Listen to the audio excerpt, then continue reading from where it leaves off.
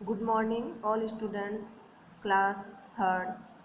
आज हम पढ़ेंगे हिंदी व्याकरण। हिंदी व्याकरण का सबसे पहला चैप्टर है भाषा। यानी भाषा क्या होती है?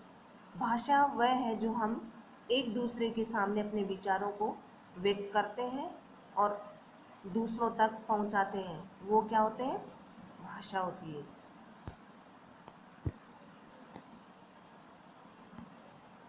जैसे देखना, बेटा 10 रुपये के। अंकल, ये वाले बिस्किट कितने रुपए के हैं? यानी बच्चा है वो दुकानदार से क्या है, पूछ रहा है कि अंकल ये बिस्किट कितने रुपए के। तो अंकल क्या फिर जवाब दे रहा है कि बेटा 10 रुपये के। कितने बता रहे? 10 रुपए के। तो ये क्या है, आपस में एक दूसरे की बात करना क्या हुई? भाषा।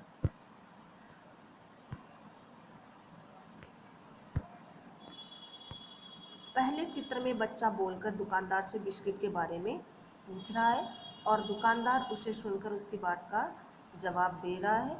दूसरे चित्र में अध्यापिका लिखकर बच्चों को समझा रही है और बच्चे उसे पढ़कर समझ रहे हैं।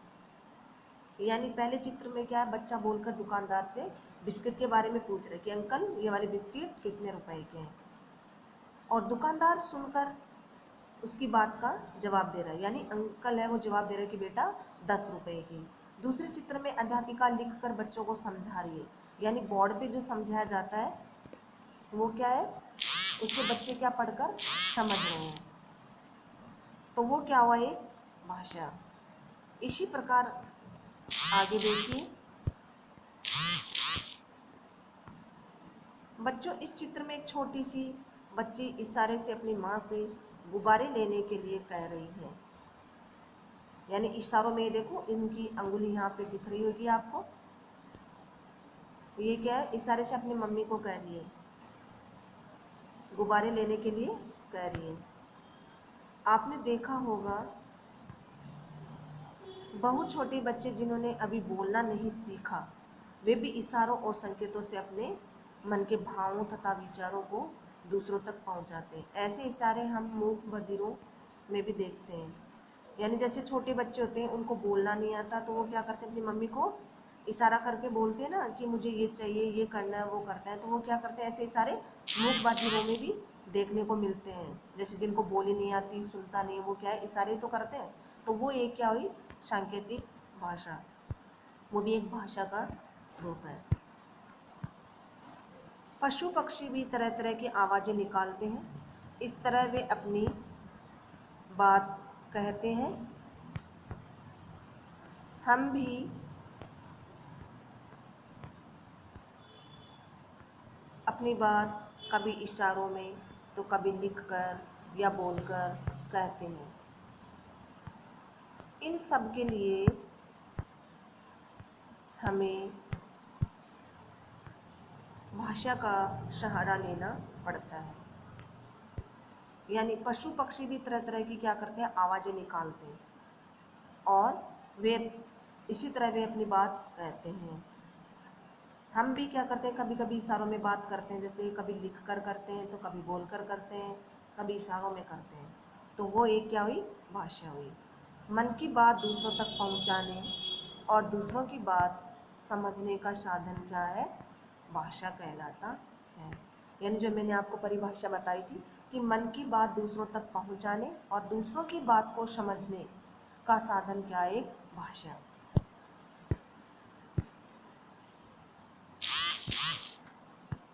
आगे है भाषा के रूप, यानी भाषा के प्रकार।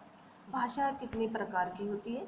भाषा के मुख्यतः 3 रूप होते हैं: मौखिक भाषा, लिखित भाषा, सांकेतिक भाषा। तो अपन सबसे पहले मौखिक भाषा को पढ़ते हैं। जो भाषा मुख से बोली जाए और कानों से सुनी जाए वह भाषा का मौखिक रूप कहलाता है। यानी जो भाषा हम मुख से बोलते हैं, यानी मुंह से बोलते हैं और कानों से फिर सुनी जाती है, तो वो क्या होगी, मौखिक भाषा।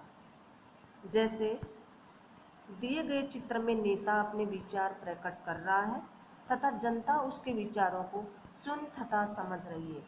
यानी जो नेताजी हैं वो अपने विचार अगर प्रकट कर रहे हैं तो जो दुनिया जनता बैठी है उनके सामने वो क्या सुन रही है। सुन रही है, समझ रही है, तो वो क्या हुई, एक मौखिक भाषा। आगे अपन चलते हैं सेकंड पे, लिखित भाषा।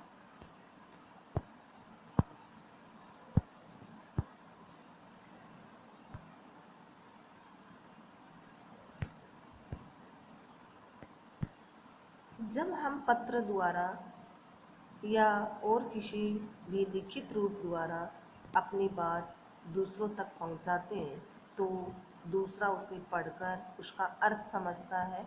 यह भाषा का लिखित रूप कहलाता है। यानी जब हम पत्र द्वारा किसी भी लिखित रूप द्वारा अपनी बात दूसरों तक पहुंचाते हैं, यानी जैसे पत्र लिखा तो लिख के वो अपन आगे भेजते हैं किसी को, तो दूसरा उसे पढ़ करके उसका अर्थ समझता है, यानी कि हाँ इसमें ये लिखा तो उसका अर्थ समझता है। ये भाषा क्या हुई, लिखित। कौन सी भाषा हुई, लिखित रूप। जैसे दिए गए चित्र में एक लड़की अपने विचारों या भावों को किसी दूसरे व्यक्ति के लिए पत्र लिखकर प्रकट कर रही है। दिख रही है आपको, लड़की लिखती है तो ये क्या है, अपने विचारों को, अपने भावों को यानी एक दूसरे तक लिख के क्या कर रही है, भेज रही है। तो ये क्या हुआ, एक लिखित रूप। आगे चलते हैं अपन, सांकेतिक रूप। कुछ बातें या भाव हम इशारे या संकेत प्रकट करके समझाते हैं। यह भाषा का सांकेतिक रूप कहलाता है। जैसे मैंने आपको बताया था कि छोटे बच्चे जिनको बोली नहीं आती वो भी अपनी मम्मी को क्या इशारों में समझाते हैं, या हम भी कई बार इशारों में करते हैं, संकेत करते हैं कि हाँ ये वो ऐसे, वो चाहिए, ये चाहिए, ऐसे अंगुली से करके इशारा करते हैं। तो वो क्या हुआ, एक भाषा का सांकेतिक रूप। जैसे दिए गए चित्र में ट्रैफिक पुलिस का सिपाही हाथ के इशारे से अपनी बात को समझाता है। यानी चित्र में जो ट्रैफिक है, पुलिस का सिपाही क्या कर रहा है, हाथ के इशारे से अपनी बात को समझाता है। तो वो क्या है, क्या हुई, सांकेतिक भाषा। आगे है मातृभाषा। मातृभाषा किसको बोलते हैं, मातृ किसको बोलते हैं अपन, अपनी माता को, यानी मातृमाता। मातृभाषा किसको बोलेंगे, देखना। अपने परिवार के बीच, अपने परिवार के बीच रहकर बच्चों द्वारा अपनी माता से सीखी हुई भाषा मातृभाषा कहलाती है।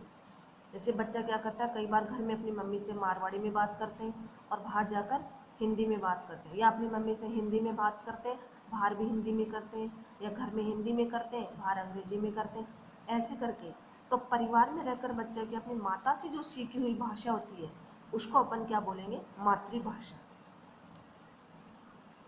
जैसे पंजाबी व्यक्ति अपने घर में पंजाबी भाषा में बात करता है। जैसे पंजाबी लोग होते हैं वो अपने घर में कौन सी भाषा में बात करेंगे, पंजाबी में।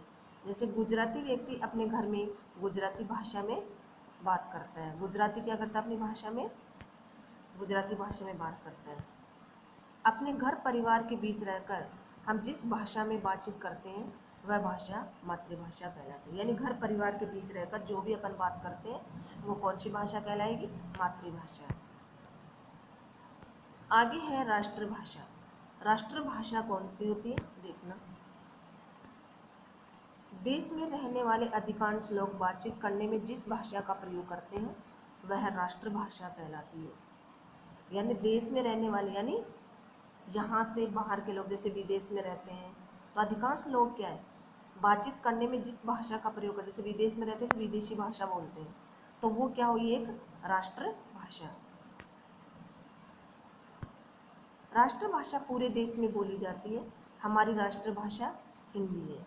यानी जो राष्ट्रभाषा वो पूरे देश में बोली जाती है, जो अपने यहाँ पे बोली जाती है। तो हमारी राष्ट्रभाषा क्या है, हिंदी। क्या है, हिंदी। आगे है राजभाषा। राजभाषा कौन सी होती है, देखना। सरकारी कामकाज में जिस भाषा का प्रयोग होता है उसे राजभाषा कहते हैं। देश के स्वतंत्र होने से पहले अंग्रेजी हमारे देश की राजभाषा थी, लेकिन अब हिंदी हमारी राजभाषा है। यानी पहले क्या है, जो अंग्रेजों का समय था उसमें क्या है, हमारी अंग्रेजी भाषा थी, लेकिन अब क्या है, हमारी राजभाषा हिंदी है। यानी जो अपना देश स्वतंत्र तो हुआ था उसके बाद क्या हमारी भाषा कौन सी हो गई, हिंदी। आगे अपन चलते हैं लिपि। लिपि क्या होती है, देखना। प्रत्येक भाषा को अलग अलग तरीके से लिखा जाता है। लिखने का यह ढंग ही लिपि कहलाता है। यानी प्रत्येक भाषा को हम क्या करते हैं, अलग अलग तरीके से लिखा जाता है, लेकिन लिखने का यह ढंग ही क्या कहलाता है, लिपि।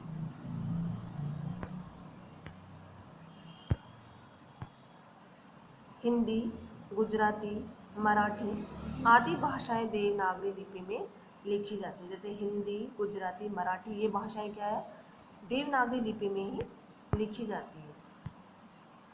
अंग्रेजी रोमन लिपि और पंजाबी गुरुमुखी लिपि में, और उर्दू, हिंदी भाषा फारसी लिपि में लिखी जाती है। यानी हिंदी, गुजराती, मराठी आदि भाषाएं तो देवनागरी लिपि में लिखी जाती है, अंग्रेजी है वो रोमन लिपि में, पंजाबी गुरुमुखी लिपि में, और उर्दू भाषा फारसी लिपि में लिखी जाती है। आगे है आपका दोहरान, जो मैंने आपको पहले से बता दी, वही क्या इनका दोहराना काम हो जाता है। आओ दोहरान कार्य करते हैं। जैसे भाषा मन के भाव प्रकट करने का साधन है। भाषा क्या है, मन के भावों को एक दूसरे तक पहुंचाने का काम करते हैं। हम अपने विचार बोलकर और लिखकर प्रकट करते हैं। यानी हम अपने विचारों को क्या करते हैं, बोलकर भी और लिखकर भी प्रकट करते हैं। हम दूसरों के विचार सुनकर और पढ़कर समझते हैं। जैसे दूसरों के विचार भी हम सुनते हैं और पढ़कर समझते भी हैं। जो भाषा मुख से बोली जाए तथा कानों से सुनी जाए, वह कौन सी भाषा होती है, मौखिक भाषा कहलाती है। यानी जो मुख से बोली जाए और कानों से सुनी जाए, वो कौन सी होगी, मौखिक भाषा कहलाती है। जिस भाषा के द्वारा हम अपने मन के विचारों या भावों को लिखकर प्रकट करते हैं, वह है कौन सी भाषा हुई, लिखित भाषा। कौन सी हुई, लिखित भाषा। लिखने का ढंग लिपि कहलाता है। लिखने का ढंग क्या कहलाएगा, लिपि। जैसे मैंने आपको भी बताया था कि जैसे ये है ना, हिंदी, गुजराती, मराठी ये देवनागरी लिपि में है, अंग्रेजी है वो कौन, रोमन लिपि में, हिंदी पंजाबी है गुरुमुखी लिपि में, और उर्दू भाषा फारसी लिपि में लिखी जाती है। ऐसे लिखने का ये ढंग क्या है, इनका लिपि कहलाता है।